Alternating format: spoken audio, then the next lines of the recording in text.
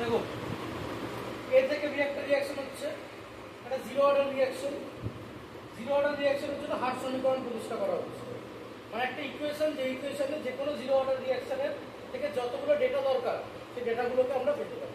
ঠিক আছে, তো এ থেকে বি তৈরি হচ্ছে, টি ইকুয়াল টু জিরো সময় ধরো এ আছে A0 পরিমাণ, বি আছে কতটা জিরো একটু কিছুটা সময় কেটে গেছে, টি ইকুয়াল টু টি হয়েছে, মানে কিছুটা টাইম পরে A0 কনসেন্ট্রেশন A0 থেকে কমে হয়েছে টি। নেক্সট আমরা জানি কোনো বিক্রিয়ার রেট আর equal to k rate constant into রিঅ্যাকট্যান্টের concentration to the power alpha. আর রেটকে আমরা কি লিখতে পারি, দুভাবে লিখতে পারি, হয় delta A by delta t or minus দিয়ে or minus d A by d t. এই মাইনাস ডিএ বাই ডিটি হচ্ছে তাৎক্ষণিক বিক্রিয়ার হার, যেটা অনেক বেশি অ্যাকিউরেট। এর জন্য আমরা আর এর জায়গায় এখানে বসাবো minus d A by d t. Rate মানে ডিবি বাই ডিটিও হয়, কিন্তু ডিবি ডিটি যেহেতু এটা বি এর রেসপেক্টে করছি না, এর রেসপেক্টে করছি, এর জন্য মাইনাস ডিএ বাই ডিটিটা লেখাটাই বেটার।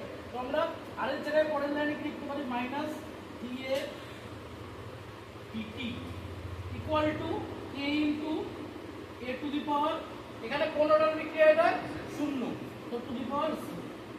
এখানে আমরা বলে দিতে পারি A to the power zero, মানে something to the power zero equal to 1 into.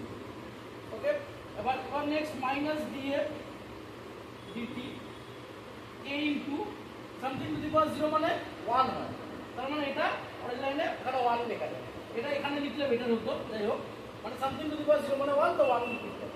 এবার ইন্টিগ্রেশন করতে হবে। ইন্টিগ্রেশন করার আগে তোমাদের ভেরিয়েবলগুলো সেপারেট করতে হবে। এখানে দুটো ভেরিয়েবল আছে যেটা চেঞ্জ হচ্ছে, একটা সময় নিজে চেঞ্জ হচ্ছে, সময়টা আস্তে আস্তে এগোচ্ছে, এবং কনসেন্ট্রেশন, যেটা এর কনসেন্ট্রেশন আস্তে আস্তে কমছে। এই দুটোকে ইন্টিগ্রেশন করতে হলে আলাদা আলাদা দিকে নিতে হবে, দুটো ভেরিয়েবল, একটা কনসেন্ট্রেশন একটা টাইম। ইন্টিগ্রেশন করতে হলে দুজনকে আলাদা করে দিয়ে তো টিকে এদিকে নিয়ে চলে যাওয়া হচ্ছে, তাহলে কি আসছে minus d A equal to k into d t. এবার এখানে দুপাশে বোথ সাইড ইন্টিগ্রেশন করা হচ্ছে। ঠিক আছে, আমি বাকিটা উপরে করছি।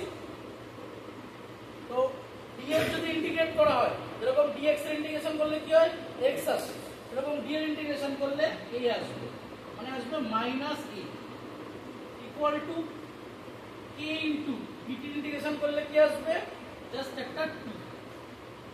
ঠিক আছে, প্লাস একটা ধ্রুবক আছে যেটাকে বলা হয় c, বুঝেছো এটুকু, মাইনাস a। আচ্ছা, যেহেতু এটা t লেখা হয়েছে, তো t সময় আমরা এর কনসেন্ট্রেশনটা নাম দিচ্ছি at, এর জন্য আমরা এখানে লিখে দিতে পারি এটা at।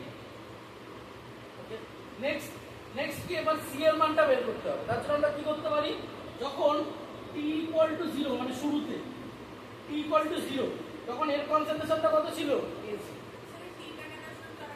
কোন টিটা, এই টিটা, এটা টিটা। আমরা যেহেতু এটাকে টিটা তুমি নাও লিখতে পারতে, বাট যেহেতু আমরা এটা বলছি যে টি টাইম যখন আসবে তখন কনসেন্ট্রেশনটা নাম দেবো আমরা এটি, এর জন্য যখন এখানে টি আসবে তাই এটার নাম এটি দিচ্ছি। ঠিক আছে, নেক্সট টি ইকুয়াল টু যখন 0, মানে একদম শুরুতে, তখনই এটা এটি বা যাই বলে এটা তখন কত ছিল, a0 ছিল। মানে যখন টি ইকুয়াল টু 0 লিখবো তখন এটির জায়গায় আমরা কত লিখবো, a0। এটা যদি তুমি বসাও তাহলে এই ইকুয়েশনটাতে যদি তুমি এটা বসাও তাহলে কি পাচ্ছি, k ইনটু 0, t এর জায়গায় 0 প্লাস c, আর এদিকে কি করে থাকছে মাইনাস ac। তাহলে আমরা এখান থেকে কি পাচ্ছি, এটা তো 0 হয়ে গেল, তাহলে c ইকুয়াল টু পাচ্ছি মাইনাস ac, তাহলে c ইকুয়াল টু পাওয়া যাচ্ছে মাইনাস 0। এই মানটাকে এখন c এর এখানটায় আমরা বসিয়ে দেব, তাহলে কি পাবো, minus at equal to kt, c এর জায়গায় কত মাইনাস। পরের লাইন আমরা কি করতে পারি, a0 টাকে পাশে নিয়ে চলে আসতে পারি, তাহলে কি পাচ্ছি a0 minus at, minus a0 ছিল এর পাশে আসলে প্লাস a0 হয়ে গেছে, ইকুয়াল টু kt। আর t টাকে যদি ওর পাশে রেখে k টাকে নিচে পাঠিয়ে দিই তাহলে k টা পুরোটা নিচে চলে আসে। এটা হচ্ছে শূন্য ক্রম বিক্রিয়ার হার সমীকরণ, যে a0 minus at by k equal to t। এর থ্রু দিয়ে আমরা কি বলতে পারি, যে কোনো শূন্যক্রম বিক্রিয়া কতক্ষণে কতটা হবে। তোমাকে জিজ্ঞেস করা হলো একটা শূন্যক্রম বিক্রিয়া 10 সেকেন্ড পর কতটা হবে, তার জন্য কি করতে হবে, টি এর জায়গায় 10 বসাতে হবে, কে মানে হার ধ্রুবকটা জানতে হবে বিক্রিয়া, a0 মানে শুরুতে কতটা নিয়েছিলে সেটা জানতে হবে, তাহলে এটিটা হচ্ছে 10 সেকেন্ড, এটিটা বের করতে হবে, এটিটাই হচ্ছে 10 সেকেন্ড পরে কতটা হবে। তোমাকে ধরো বলা হলো যে কতক্ষণ পরে আছে?